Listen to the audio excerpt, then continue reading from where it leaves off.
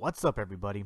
It's the Inhuman one here, and today I'm going to introduce you to a soldier desperate to survive against all odds. A soldier without a name, but rather a title. This soldier's title was the Headhunter. In this video, we'll discuss theories on the potential origin and purpose of the Headhunter in Katana Zero. So without further ado, let's get started.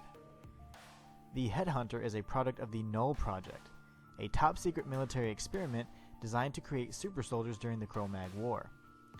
The subjects were altered by the effects of an experimental drug by the name of Kronos, and were granted superhuman reflexes, the ability to alter their perception of time, and in some cases, precognition.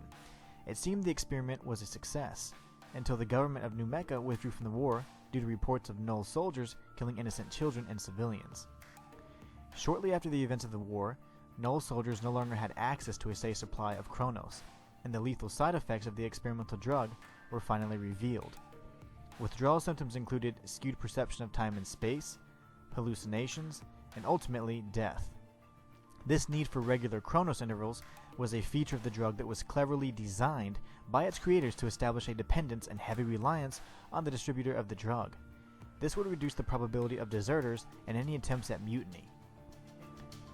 Once New Mecha withdrew from the Cro-Mag War, the Null were forced to resort to a life of servitude.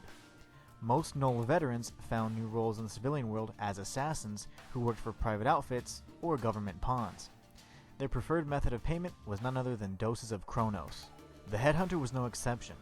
Although she was in alliance with 15 the Dragon in his mission to destroy everyone associated with the original Project Null and its revival in a civilian setting as a recreational drug, she was employed by Omar al-Qasim.